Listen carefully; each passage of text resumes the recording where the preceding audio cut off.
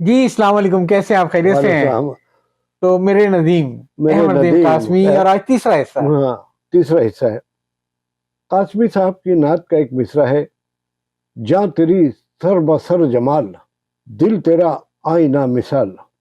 لوگ کہتے ہیں کہ ندیم صاحب کے نعت کلام کی روح ایک مصرع میں سمٹ آئی ہے۔ دوبارہ پڑھتا ہوں: جی جی۔ جاں تیری سر بسر جمال، دل تیرا آئینہ مثال۔ ترقی پسند ادیبوں اور دانشوروں کے ایک مختصر مارکسی حلقے میں ندیم صاحب کی نعت گوئی حرف ملامت بنی رہی۔ ایک بڑے طبقے جو ترقی پسند تھے، ان کا کہنا تھا کہ طریقہ پسند وہ شاعر وہی ہے جو دین و مذہب کو مانتا ہی نہیں ہے۔ صحیح۔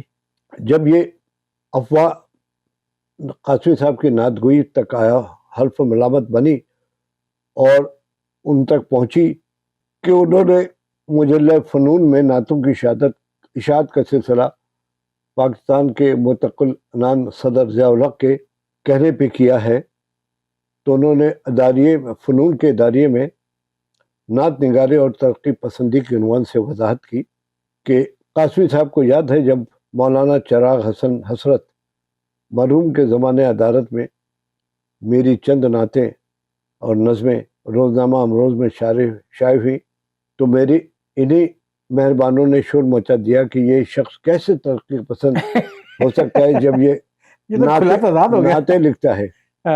قاسمی صاحب لکھتے ہیں: وہ تو خدا کا شکر ہے کہ فیض صاحب نے شہید کربلا حضرت امام حسین کا ایک مرثیہ لکھ ڈالا اور میری نعت نگاری کے معترضین نے ایک حد تک چپ ساتھ لی۔ صحیح۔ اب وہ ان کا جواب دیتے ہیں کہ ضیاء الحق کے کہنے پہ اشارہ کی گئی ہے۔ اب وہ کہتے ہیں کہ ان افواہ سازوں کی خدمت میں عرض ہے کہ ضیاء الحق نے تو جولائی 1970 میں پاکستان کے اقتدار پہ قبضہ کیا تھا، اور اگر معترضین کو علم نہیں تو عرض کر دوں، ان کے علم لانا چاہتا ہوں کہ 1975 اور 76 جب نعتیں ان کی شائع ہوتی تھی تو اس وقت پاکستان پر وزیر اعظم ذوالفقار علی بھٹو حکومت کر رہے تھے، تو اس دور میں ضیاء الحق کہاں تھے؟ ان کی نظر میں انسانی تاریخ کا سب سے بڑا انقلاب اسلام کے ظہور سے عبارت ہے۔ اپنے نعتیہ مجموعہ کلام میں انہوں نے اس حقیقت کو مختلف اور متنوع انداز میں بیان کیا ہے۔ تیرے کمال مساوات کی قسم ہے مجھے، تیرے کمال مساوات کی قسم ہے مجھے کہ تیرے دین سے بڑا کوئی انقلاب نہیں، تیرے دین سے بڑا کوئی انقلاب نہیں۔ آج ہم فلسفہ کہتے ہیں جسے، وہ مساوات ان کی عادت تھی۔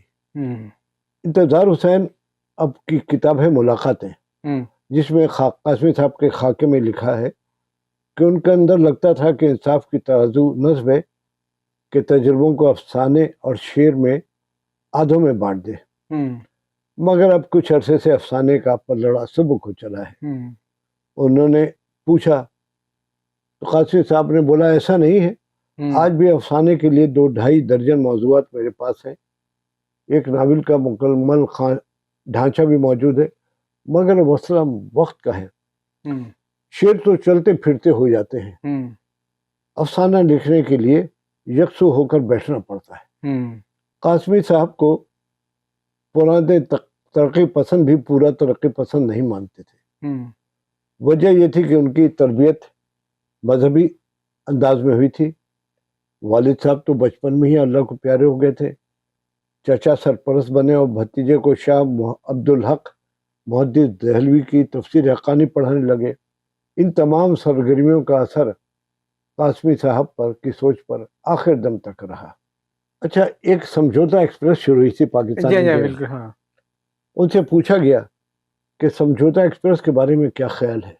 ان کا جواب تھا کہ جنگ سے ہر ادیب کو نفرت بہت ہوتی ہے، مگر امن آبرو مندانہ ہونا چاہیے، کسی کے طفیلی بن کر نہیں۔ مگر جب وہ ایک تہذیب کا نام لے کر سرحدوں کو بے معنی قرار دیتے، یہ انڈیا کے تمام دانشوروں کا ان کا یہ خیال ہے کہ سرحدوں، تو قاسمی صاحب اسے ایک چال سمجھتے ہیں اور پاکستانی ادیبوں کو اس معاملے میں محتاط ہونا چاہیے۔ کافی ادیب اور شہرت وہ تھے جو اس کو امن کی عائشہ کے بڑے پرچار کرتے تھے کہ جو کچھ بھی ہو ہمیں امن سے، لیکن قاسمی صاحب امن چاہیے لیکن عزت آبرو کے ساتھ. پاکستانی ادب کا پہچان کبھی تحفظ کرنا چاہیے پاکستانی کو. ہندوستان کے اہل قلم دوستوں کی طرف سے جو اظہار محبت ہوتا ہے وہ سر آنکھوں پر، مگر وہ ایک تہذیب کا نام لے کر سرحدوں کو بے معنی قرار دیتے ہیں تو ہم اسے ایک چال سمجھتے ہیں اور پاکستانی ادیبوں کو اس سے محتاط رہنا چاہیے. قتیل شفائی کی آپ بیتی ہے گھنگرو ٹوٹ گئے. جی جی اس کا پس منظر بیان کرنے کی ضرورت تو نہیں ہے نا. نہیں وہ تفصیلی پروگرام کریں گے اس کا. آپ نے اتنی بار ذکر کیا اس کا. قاسمی صاحب نے ان کا مختصر طور پر جگہ جگہ ذکر کیا ہے. ان کا یہ اعتراف بھی ہے کہ احمد ندیم قاسمی صاحب نے میری بڑی حوصلہ افزائی کی. ایک جگہ پر وہ علامہ سیما اکبر آبادی، علامہ تاجور نجیب آبادی کا ذکر کرتے ہوئے احمد ندیم قاسمی کو بھی خراج تحسین پیش کیا کہ ان کا مزاج تھا کہ نئے شاعر کی رہنمائی کرتے رہتے ہیں. اس بات کا اعتراف بھی کیا کہ قاسمی صاحب سے انہوں نے اصلاح لی. وہ لکھتے ہیں کہ پارٹیشن سے پہلے کی بات ہے کہ یہ دلچسپ قصہ سنیے کہ وہ قاسمی صاحب سے نہیں ملے تھے. وہ سرحدہ کا خوشاب کا کوئی گاؤں ہے انگا تک، وہاں تک سواری کا بندوبست نہیں کیا تھا. یا تو سواری پیدل پہ کرو یا گھوڑی پر بیٹھ کر. ایک مشاعرے کے بعد وہ قاسمی صاحب سے ملنے کے لیے گئے. ان کو پہلے ہی بتا دیا تھا آ رہا ہوں، تو انہوں نے پہلے ہی ایک آدمی کو گھوڑی دے کر کے خوشاب بھیج دیا تھا. قتیل صاحب تو پہلے گھوڑا گھوڑی پہ بیٹھے ہی نہیں تھے. حضرت عمر کی روایت ہے کہ جب وہ شہر داخل ہوئے تو ان کا غلام اونٹنی پہ سوار تھا. وہ باری باری کے حساب سے وہ اونٹنی کی باغ ڈبل سنبھالے ہوئے تھے. قتیل صاحب کا یہی حال تھا. گھوڑی پر وہ آدمی تھا جسے قاسمی صاحب نے لینے بھیجا تھا اور گھوڑی کے ساتھ وہ پیدل چلتے ہوئے انگا پہنچے. قاسمی صاحب نے پیدل آتے دیکھا تو بہت ہنسے. قتیل صاحب نے کہا کہ اگر میں گھوڑی پر ہوتا تو گر جاتا، آپ تک پہنچ بھی نہ پاتا. ویسے قتیل صاحب کا وزن کبھی زیادہ نہیں تھا؟ بہت زیادہ نہیں تھا. اچھا بہت زیادہ نہیں تھا. اور انہوں نے بولا اس لیے میں پیدل چل کے آیا ہوں تو اس لیے پہنچ گیا ہوں. قاسمی صاحب اتنے دور دراز علاقے میں رہ کر گریجویشن کر گئے. ہر چند کے ان کے تایا مال افسر تھے. ان کے والد فقیر منش تھے اور مجذوب پیر تھے.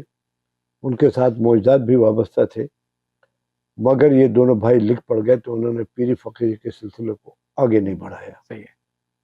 قاسمی صاحب سگریٹ پینے کے بڑے شوقین تھے، بڑے رسیا تھے. قتیل صاحب نے دیکھا کہ ان کے گاؤں میں بھی جہاں اتنی دور گھوڑی سے اور پیدل جاتے ہیں ان کے پاس اسٹیٹ ایکسپریس سگریٹ کا کارٹن موجود تھا.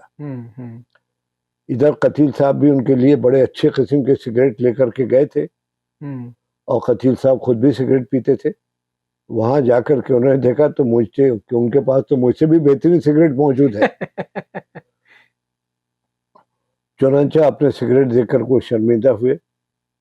قاسمی صاحب کے پاس گولڈ فلیگ یا اس سے ملتے جلتے سگریٹ لے کر کے گیا تھا تو ان کے پاس تو اسٹیٹ ایکسپریس کا کارٹن تھا.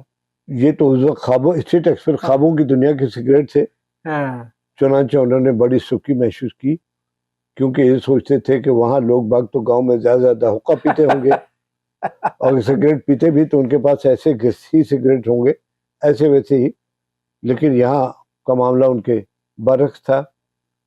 قاسمی صاحب کو بتایا کہ یہ سوچ لے کے آیا تو بہت ہنسے.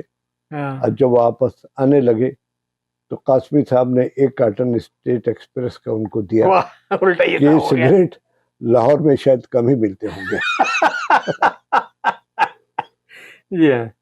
قمر یورش کی ایک خاکوں کی کتاب ہے جانے پہچانے لوگ. جی وہ لکھتے ہیں کہ میں نے پہلی مرتبہ ان کو دیکھا تو ان کے ہونٹے پر ایک خوبصورت سی مسکراہٹ کھل رہی تھی. یہ تو بعد میں معلوم ہوا کہ یہ دلکش مسکراہٹ ہر وقت ان کے لبوں پر کھلی رہتی ہے. ان کی نظر میں قاسمی صاحب ایک ایسے نیک دل اور سادہ لو انسان ہے کہ بے اختیار ان کی دلکش شخصیت پر پیار آتا ہے. ہر ملاقات کے بعد اور زیادہ محبت، ہمدردی اور اپنائیت محسوس ہوتی ہے. یہ قمر یورش صاحب ان کو بہت مالدار آدمی سمجھتے تھے. حالانکہ نہ ان کے پاس کوٹھی، نہ کار، نہ بینک بیلنس اور شاندار مجوبات بھی نہ تھے اور کرائے کے گھر میں رہتے تھے. زندگی کی یہ آسائش انہیں اس لیے میسر نہیں تھی کہ وہ عظیم انسان اور عظیم فنکار اور سچے انسان تھے. ان کا دل ہر کسی کے لیے محبت، ہمدردی اور شرافت سے معمور تھا. چند لمحوں کی قلبی تسکین و مسرت کی خاطر اپنی جیب کی آخری پائی بھی دوسروں پر خرچ کرتے تھے. یہی ان کی زندگی کا اصول تھا. وہ کسی کو تکلیف میں دیکھتے تو بے چین ہو جاتے، دوسروں کے لیے بڑی سے بڑی قربانی دینے سے گریز نہ کرتے. ایسے موقعوں پر ان کی آنکھوں میں چمک بڑھ جاتی، ہونٹوں کی مسکراہٹ اور زیادہ دلاویز ہو جاتی. قمر یونس کہتے ہیں کہ ان کی مالی حالت اکثر خراب ہوتی اور لوگ سمجھتے ہیں کہ وہ دنیا کے امیر ترین آدمی ہیں. یہ مصنف یعنی قمر یونس بھی ایسے ہی سمجھتے تھے، کیونکہ وہ دریا دل تھے اور اس لحاظ سے دنیا کے کسی دولت مند سے کشادہ و حاتم و سخی تھے، اور زیادہ سے زیادہ بازرف سے غریب دوستوں کی مدد کرتے تھے. قاسمی صاحب کی آنکھوں میں غور، فکر، ذہانت، سچائی، شوخی اور ایمانداری کی چمک دیکھی ہے. وہ کسی بھی کیفیت سے گزر رہے ہوں، یہ کیفیت ہمیشہ رہتی تھی.